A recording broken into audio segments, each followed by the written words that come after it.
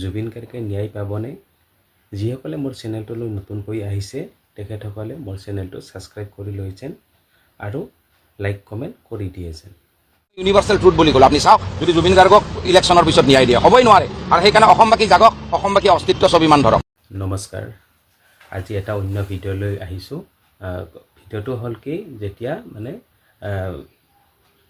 Election আৰম্ভ হৈছিলে তেতিয়া কংগ্ৰেছ পাৰ্টীসকলে কি কৈছিলে যে যদি আমাৰ চৰকাৰ আহে তেতিয়াহ'লে জুবিন গাৰ্গক আমি 100 দিনৰ ভিতৰত ন্যায় দিম।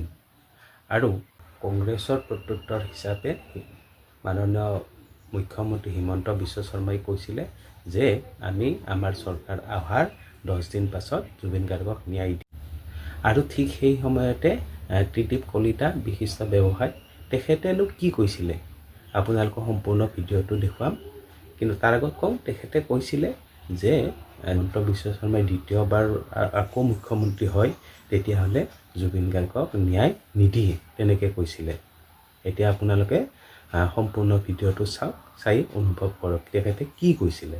তেওঁ টোটেলিয়ে মিছলি আছে আমাৰ। তেওঁৰ পিছত মই আপোনাক আজিয়ে কৈ দিওঁ, যেনেকৈ মই কৈছিলোঁ জুবিন গাৰ্গে ন্যায় নাপায়, মই আজি আপোনাক ডাঠি ক'লোঁ, যদি হিমন্ত বিশ্ব শৰ্মা আকৌ ভুলবশতঃ CM হৈ গ'ল, আপোনালোকে আৰু আমি অসম এৰিব লাগিব, অসমীয়া জয়াই অসম ক'ব নোৱাৰিম। আৰু আপুনি নিজৰ জেগাত নিজে আত্মসন্মান বিক্ৰী কৰে, তাৰমানে উলংগ হৈ পেলাই ফাঁচি ল'ব লাগিব। অপ্ৰিয় সত্য নহয়, সেইকাৰণে মই ইউনিভাৰ্চেল ট্ৰুথ বুলি ক'লোঁ। আপুনি চাওক, যদি জুবিন গাৰ্গক ইলেকশ্যনৰ পিছত ন্যায় দিয়ে, হ'বই নোৱাৰে। আৰু সেইকাৰণে অসমবাসী জাগক, অসমবাসী অস্তিত্ব স্বাভিমান ধৰক।